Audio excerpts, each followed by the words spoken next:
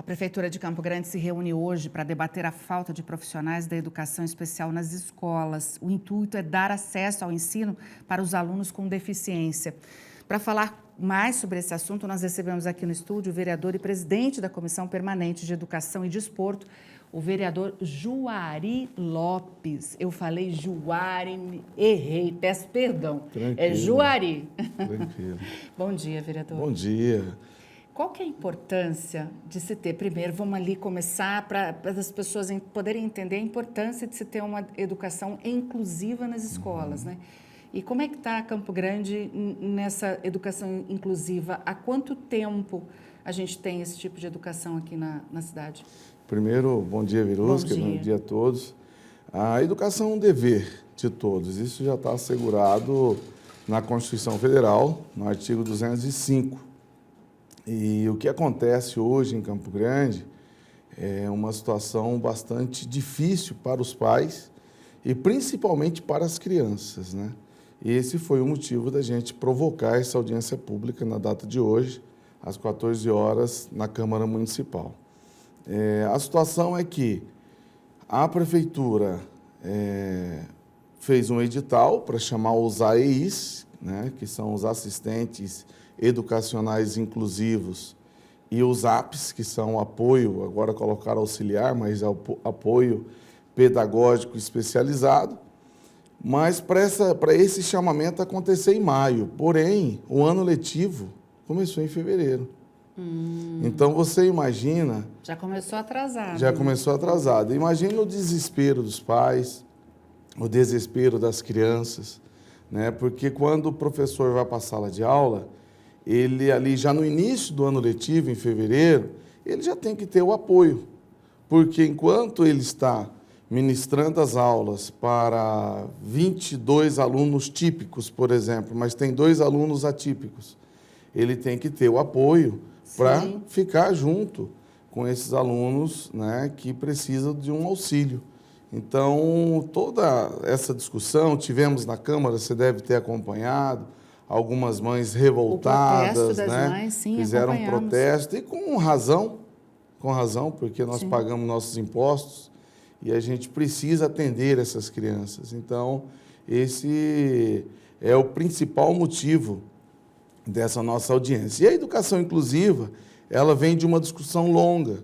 Se a gente olhar na história, eu sou professor de história, ela se discute lá no Império, se discute em 61, na primeira LDB, depois a discussão em 1990 com ECA, né? Então, nós temos aí políticas de inclusão, porque lei nós temos. A única coisa que nós precisamos é colocar na prática. A aplicação da lei, né, vereador? Porque a lei é boa, né? Com certeza. Mas a Prefeitura abriu um chamamento para a contratação de profissionais de educação especial. Sim.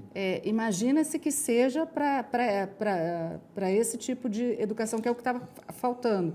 Porque, na verdade, não é que os alunos que são especiais, né, que têm alguma deficiência, vão ter um atendimento exclusivo. Não, é para poder integrá-los à sala de aula, né? Com certeza. Que é educação inclusiva, para colocá-los na sala de aula. Com certeza.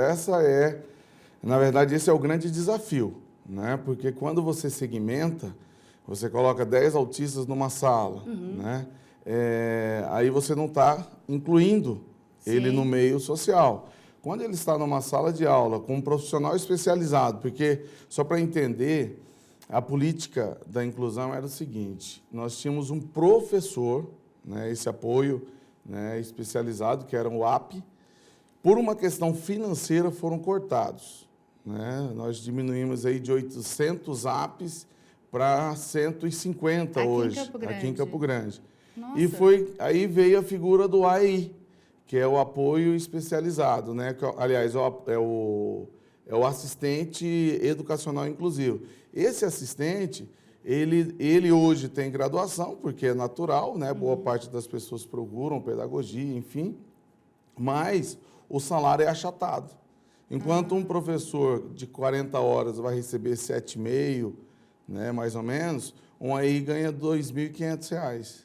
Porque ganha como assistente. Ganha como assistente. Então, aí você já começa a perceber a desvalorização, infelizmente. Aí ninguém quer trabalhar na Aí ninguém área. quer trabalhar. Aí você ouve, mas as pessoas não estão querendo trabalhar como aí. Mas olha o valor, olha o salário. Sim. Né? Como E é que uma defasagem, uma diferença muito grande em relação aos outros professores. Né? Com certeza. Então, é uma política que a gente briga pela inclusão. Né? Eu sou professor há 20 anos, sempre trabalhei pela política de inclusão e agora, como presidente da Comissão de Educação, estou colocando na prática aquilo que eu sofri no dia a dia em sala de aula, né? Que é justamente a desvalorização da educação inclusiva. E o que acontece a partir de agora? Quer dizer, a prefeitura já abriu esse chamamento, parece que não teve tanta atração assim, agora dá para entender por conta do salário. Mas o que acontece a partir de agora? O que a Câmara pode fazer? Nós vamos acompanhar diuturnamente. A prefeitura disse que já chamou, já resolveu o problema, segundo a prefeitura, já resolveu o problema, mas não é o que a gente tem ouvido dos pais. Né? Os pais têm nos passado uma outra situação, né, de que ainda existem crianças sem ser laudadas. Nós temos um problema de saúde muito grave, porque o professor identifica, às vezes o pai matricula o filho, ele não sabe da deficiência do filho. Coloca na sala de aula, o professor descobre, passa para a coordenação para a direção manda para a CEMED. A CEMED pede para o pai laudar o filho, né, procurar o sistema de saúde. E aí, Verusca, começa a peregrinação desse profissional.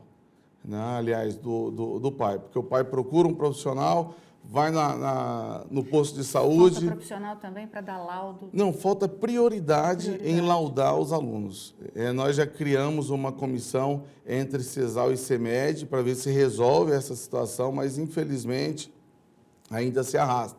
O que nós sonhamos um dia é que se tenha um centro multifuncional, onde o pai possa levar a criança ser diagnosticada e, no posterior, no caso, após o diagnóstico, o acompanhamento com físio, com fono, com TO. Sim, uma equipe multidisciplinar. E também, para fazer esse laudo, uma equipe multidisciplinar, porque um profissional só não consegue. Não consegue. Então, é a nossa luta e a nossa audiência pública é justamente sobre isso, para debater caminhos para que, de fato, aconteça a educação inclusiva. Porque quanto mais cedo for descoberto que essa criança tem uma deficiência ou ela tem um transtorno, mais fácil é de inseri-la na sociedade, né? Com certeza, não tenho dúvida.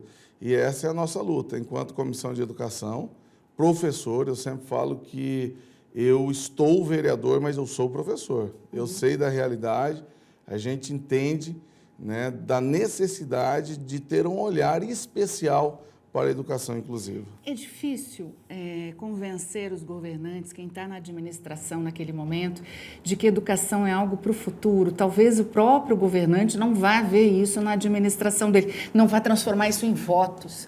Mas é difícil conseguir convencer, porque, por exemplo, eu fico aqui imaginando, quando você descobre que uma criança precisa de um atendimento especial e você inclui ela nesse atendimento, inclui na escola, você evita problemas para o futuro. Para que essa criança vai dar problemas lá na saúde no futuro, lá para a educação no futuro. É difícil convencer? É muito difícil. Eu falo para você que é de arrepiar. Nós estivemos com alguns pais. Um pai, no depoimento, emocionou todos nós da Comissão de Educação, quando ele disse assim: hoje eu não posso morrer, porque eu não sei como deixar a minha criança. Você imagina?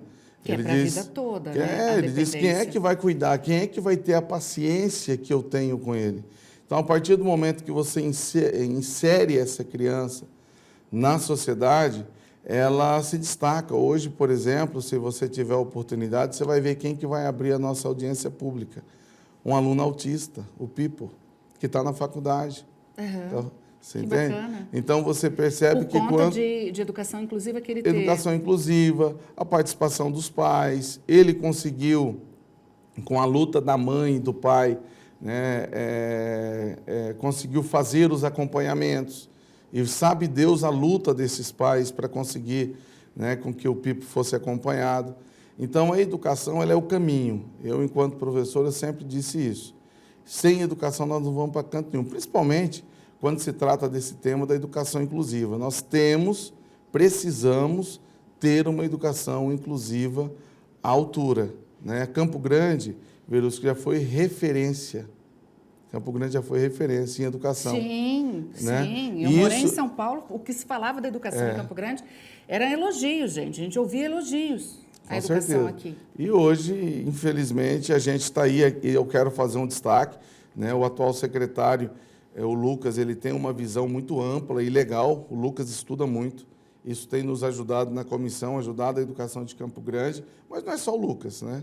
Ele precisa também que a gestora, a prefeita, precisa que a equipe dele se dedique também. É uma equipe dedicada, mas alguns ainda tentam fazer política. E a gente não tem que fazer política numa pauta tão delicada que é a educação inclusiva. O que você espera que saia dessa audiência hoje? Nós vamos fazer alguns encaminhamentos para o Executivo.